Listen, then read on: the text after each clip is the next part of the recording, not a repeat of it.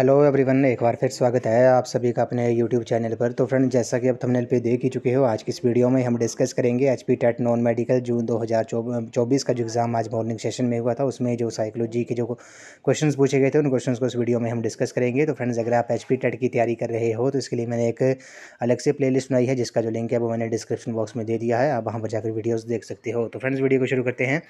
Question number first में बोला गया कि उद्दीपक और अनुक्रिया के बीच साहचर्य स्थापित होना डैश कहलाता है, उसे क्या कहा जाता है? उसे अधिगम कहा जाता है, लर्निंग इस क्वेश्चन का राइट आंसर है।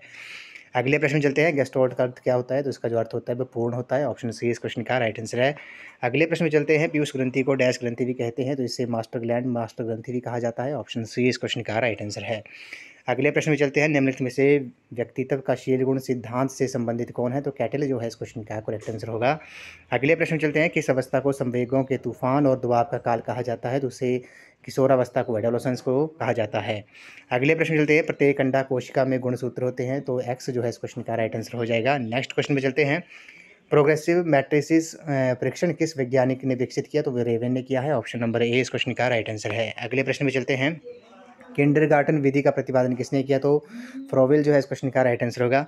अगले प्रश्न चलते हैं। मैस्लो के अभिप्रेरणा सिद्धांत को डैश का सिद्धांत भी कहा जाता है, तो उसे आवश्यकताओं का सिद्धांत भी कहा जाता है, थ्योरी ऑफ नीड्स भी कहा जाता है। अगले प्रश्न चलते हैं। प्याजे की कौन सी अवस्था का संबंध अमूर्त एवं तार्किक चिंतन से है? तो औपचारिक संक्रियात्मक अवस्था जो है फॉर्मल ऑपरेशन स्टेज जो है इस क्वेश्चन का राइट आंसर है। अगले प्रश्न चलते हैं। भाटिया बैटरी में कितने उप परीक्षाएं हैं?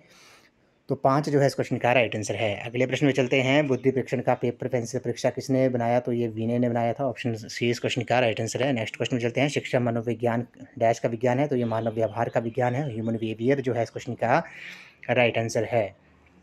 Educational psychology is a science of human behaviour. अगले प्रश्न चलते हैं। शिक्षा मनोविज्ञान की वो शाखा है जिसका संबंध शिक्षण और अधिगम से है, ये कथन किसका है? तो ये स्किनर का है, ऑप्शन बी इस क्वेश्चन का राइट आंसर है। नेक्स्ट क्वेश्चन में चलते हैं। निम्नलिखित में से कौन सी मनोवैज्ञानिक अध्ययन की विधि सबसे अधिक वैज्ञानिक और वस्तुनिष्ठ विधि के रूप में जानी जाती है? तो प्रयोगात्मक विधि जो है, एक्सपेरिमेंटल मेथड जो है इस क्वेश्चन का राइट आंसर है। अगले प्रश्न में चलते हैं। जिस बालक की मानसिक आयु और कालानुक्रमिक आयु के बराबर हो, उसकी बुद्धि लब्धि कितनी होगी? तो उसकी बुद्धि लब्धि जो है वो 100 होगी, ऑप्शन ए इस क्वेश्चन का राइट आंसर है। क्वेश्चन नंबर 17 पे चलते हैं। The first stage of memory स्मरण प्रक्रिया की पहली अवस्था है कूट संकेतन है, इनकोडिंग इस क्वेश्चन का राइट आंसर है। क्वेश्चन नंबर 18 पे चलते हैं। लेब बाइगोस्की के अनुसार डैश बच्चों में के संकलात्मक योग्यताओं के विकास में महत्वपूर्ण भूमिका निभाता है? तो सामाजिक अलगाव जो है, सोशल आइसोलेशन जो है इस क्वेश्चन का राइट आंसर है।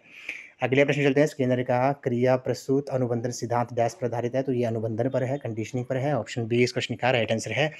अगले प्रश्न चलते हैं। पावलोव कहाँ के रहने वाले थे? तो ये रूस के रहने वाले थे। अगले प्रश्न चलते हैं। साइकोलॉजी शब्द की उत्पत्ति किस भाषा से हुई है? तो ये ग्रीक भाषा से हुई है। अगले प्रश्न चलते हैं। मनोविज्ञान की प्रथम प्रयोगशाला को किसने स्थापित किया था? वो डब्ल्यू वुंट ने, विलियम वुंट ने किया था। अगले प्रश्न चलते हैं। मनोविज्ञान की का शिक्षा के क्षेत्र में सबसे बड़ा योगदान है? तो वो है आपका सब्जेक्ट ओरिएंटेड एजुकेशन, विषय केंद्रित शिक्षा। अगले प्रश्न में चलते हैं। मनोलैंगिक विकास की अंतिम अवस्था है? तो ये जननांगीय है, जेनिशियल स्टेज जो है इस क्वेश्चन का राइट आंसर होगा। क्वेश्चन नंबर 25 पे चलते हैं। निम्न में से किसे थायराइड ग्रंथि नियंत्रित करता है?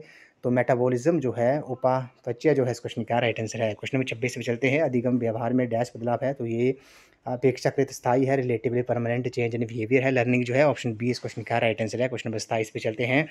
लघुकालीन स्मृति में कितने समय तक सूचनाओं को धारण करने की क्षमता होती है? For how many second short term memory holds information? तो इस क्वेश्चन का जो राइट आंसर है वो आपका ऑप्शन नंबर है, less than 30 second. Question number 28 पे चलते हैं। बुद्धि का द्विकारिक सिद्धांत किसने दिया था? टू फैक्टर थ्योरी जो थी वो दी गई थी स्पेयरमैन द्वारा। क्वेश्चन नंबर 29 पे चलते हैं। एरिक्सन ने मनोसामाजिक विकास की कितनी अवस्था बताई? तो वो 8 बताई थी, ऑप्शन सी इस क्वेश्चन का राइट आंसर है। इस वीडियो का लास्ट क्वेश्चन है। अधिगम के सिद्धांत डैश द्वारा दिए गए थे? तो वो law of learning are given by, तो थॉर्नडाइक जो है इस क्वेश्चन का राइट आंसर है। तो फ्रेंड्स, आज की इस वीडियो में बस इतना ही। आज मैंने साइकोलॉजी के जो क्वेश्चंस पूछे गए थे एचपी टेट नॉन मेडिकल आज के एग्जाम में मॉर्निंग सेशन में, उन क्वेश्चंस को हमने इस वीडियो में डिस्कस किया। तो फ्रेंड्स, आई होप आपको वीडियो पसंद आई होगी। तो वीडियो को लाइक शेयर एंड कमेंट जरूर कर दें और चैनल को सब्सक्राइब भी जरूर कर दें। तो थैंक यू फ्रेंड्स।